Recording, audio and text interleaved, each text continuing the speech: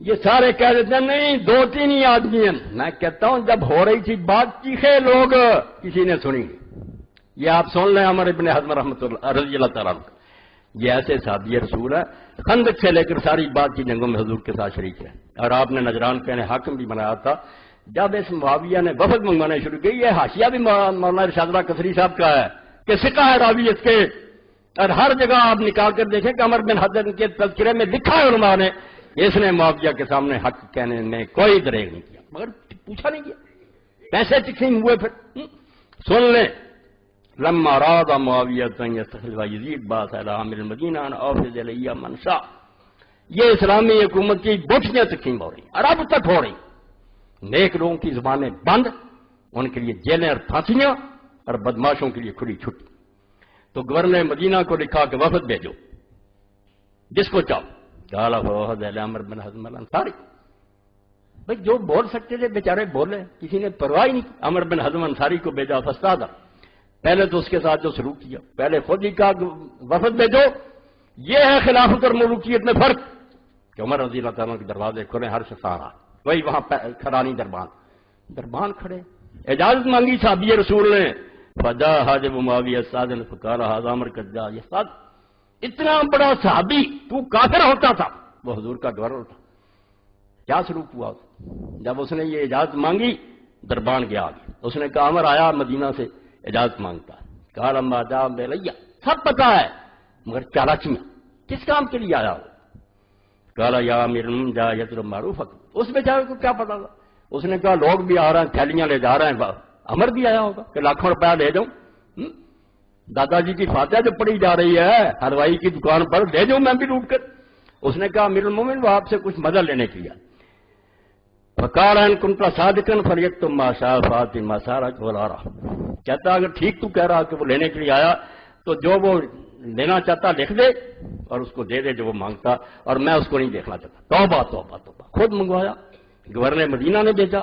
پہلے باہر کھڑا رہا غریب، اور پھر کہا دے دے اگر کچھ مانگتا وہ لکھ دے، تو دے دے اس کو، اور میں نہیں اس کا چہرہ دیکھنا چاہیے. تاکہ ذلیل کرو. صحابہ کو ذلیل کیا، ان کو پتہ چلے کہ وہ دور بدل گیا جب تمہاری عزت ہوتی تھی. اور آپ یقین جانیں رسول اللہ جب مسجد میں آئے تھے، بخاری جی، یہ صحابہ انصار رو رہے تھے بیماری میں. تو حضور نے اس وقت فرمایا کہ تم کیوں روتے؟ وقت آئے گا کہ اثرت نہ لے گا، تمہارا حق مار لیا جائے گا انصار کا، تم کو بالکل یہ حکمران نظر انداز کر دیں گے، ظلم ہوگا. لوگوں نے پوچھا کیا کریں گے؟ فرمایا تم حوض کوثر تک پہنچنے کی صبر کرنا. تو ایسا ہی ہوا کہ صحابی رسول کھڑا ہے، کہا وہ لکھ دے جو لینا چاہتا دے دو، میں نہیں دیکھنا چاہتا. قال فخرج الحاجب قال ما حاجتك اكتب ما شئت. اس نے دربان میں جا کر کہا کہ جو آپ چاہتے ہیں لکھ دیں، بس میں پہنچا دیتا ہوں. قال سبحان اللہ. اس نے کہا اللہ رحم فرمایا جی میرا باب امیر المومنین، میں مدینہ سے چل کر آیا اور مجھے وہ ملنا بھی نہیں چاہتا، اور دروازے پر مجھے روک دیا. احب ان القاف وکلم، میں چاہتا ہوں کہ اس سے ملوں اور اس سے کچھ باتیں کروں، کام نہیں مجھے.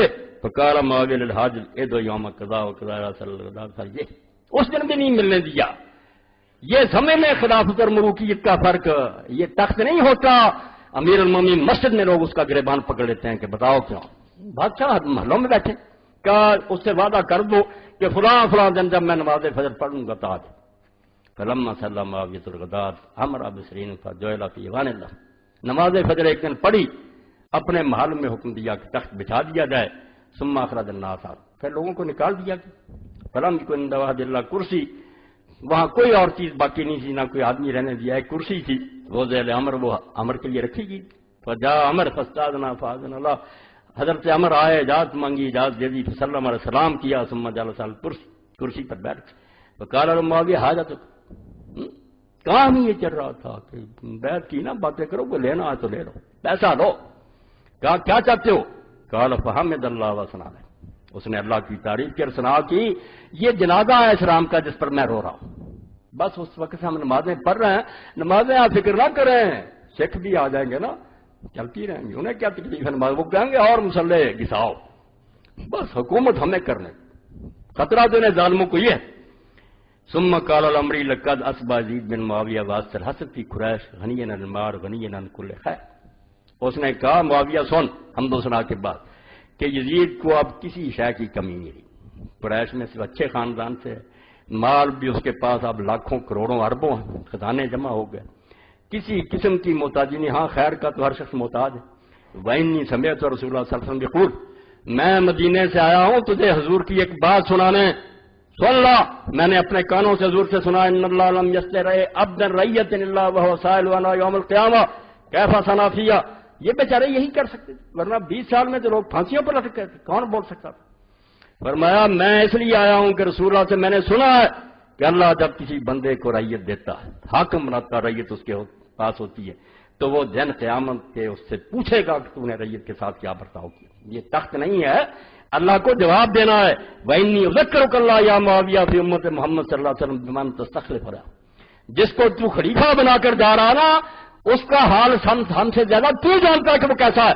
تو میں تجھے اللہ کا خوف دلاتا ہوں، اللہ سے ڈر جا کہ جب تجھے اللہ پوچھے گا کہ امت محمدیہ سے تو نے کیا برتاؤ کیا. کہ سعد بن نبی وقاص فاتح عراق، یہ ظالم صحابہ کرتے ہیں، وہ اشرا مبشرہ میں سے زندہ تھا سعد بن نبی وقاص. عراق فتح کیا تو اس نے اگر دین کی خیر خواہی ہو اس کو خلیفہ بنا دیتا. چلو ہم کہتے اختلاف کا ہے. یہ چھوکرا رہ گیا تھا جس کی 40 سال عمر بھی نہیں تھی، صحابی نہیں تھا، حضرت عثمان کے دور میں پیدا ہوا. تو انہوں نے کہا میں تجھے اذکرکم اللہ. اس سے بڑی بات اس دین میں کوئی نہیں ہوتی عربی میں. حضور نے بھی اہل بیت کے بارے میں خطبہ کبیر میں کہا اذکرکم اللہ فی اہل بیتی اذکرکم اللہ فی. بس خیال کرو کہ ایک دن اللہ کے سامنے بھی جانا ہے، میرے گھر والوں سے بعد میں جو سلوک کرو گے، جو جواب دینا اللہ کے پاس وہ تیار رکھنا. حضور نے 3 بار یہ کہا.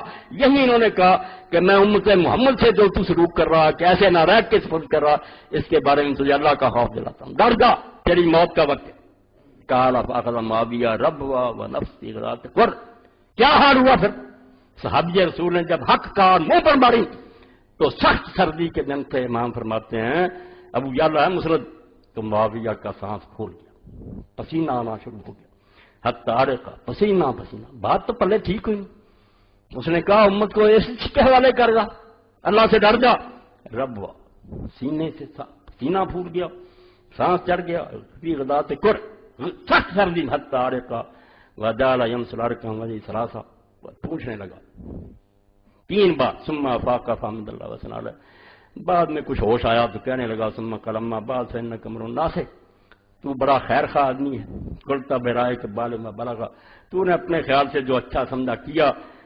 فإنه لم يبق الا ابني وابناهم وابني حق من ابراہیم. اصل بات یہ ہے کہ صحابہ کے بھی بیٹے رہ گئے ہیں، میرا بھی بیٹا رہ گیا، میرا بیٹا ان سے بہتر ہے. یہ چھوڑ باتیں، ختم قصہ حاجت کا. کوئی مانگ جو مانگنا چاہتا. توبہ. یہ کہتا ہوں رشوت اور خوف کہ پکڑ. قال مالی حاجت. اس نے کہا مجھے کوئی کام نہیں. وہ تو نیک آدمی تھا، میں نہیں کوئی لینے آیا، نہ مجھے ضرورت. مگر سارے ایسے نہیں ہوتے. دیکھو بھائی بک جاتے ہیں. میں چیخ رہا ہوں ساری مسجد بکی ہوتی ہے. حضرت مسلم کے پیچھے سارے بھاگ گئے. قال ثم قال الاخو انما جئنا من المدینہ نظر بکبادا من اجل کلمات. اب بھائی کہنے لگا عمر چھوڑ یار، ہم مدینہ سے اونٹوں کے جگر جو مار کر آئے، اتنا صبر کیا، اونٹوں کو بھوکا مارا، یہ چند باتیں سنانے کے لیے آئے تھے؟ تو باتیں سناتا پھرتا، اور لینے دے کچھ. بھائی ڈگ گیا. اس نے کہا عمر ہم باتوں کے لیے اتنا لمبا سفر کر کے باتیں نہیں چاہیے. قال اما جئت الا لکلمات. آپ نے فرمایا میں تو آیا ہوں بھائی باتوں کے لیے، میں نہیں کوئی لینے کے لیے آیا، میرا کام تھا حق کہوں وہ کہہ دیا. قال فامر لهم بجوائز. معاویہ رضی اللہ عنہ نے کہا دے دو جائزے، کروڑوں کی تھیلیاں بنا کر دے دو. قال وخرج الامر مثلہ. اور عمر کے لیے بھی ایسی تھیلی نکلی، اس کو بھی نہیں چھوڑا دیا، اس کو بھی اگرچہ وہ بیچارہ حق کہہ کر چلا گیا مگر تھیلی اس کو بھی مل گئی. یہ بھائی وہ روایتیں ہیں. یہ 7138 نمبر ہے اس کا، 6 جلد ہے مسند ابو یعلا کی. اور مولانا ہی لکھتے ہیں کہ رجال اس کا بالکل راوی سے کم. اب ایک طرف پیسے چل رہے ہیں، ایک طرف ڈنڈا چل رہا ہے.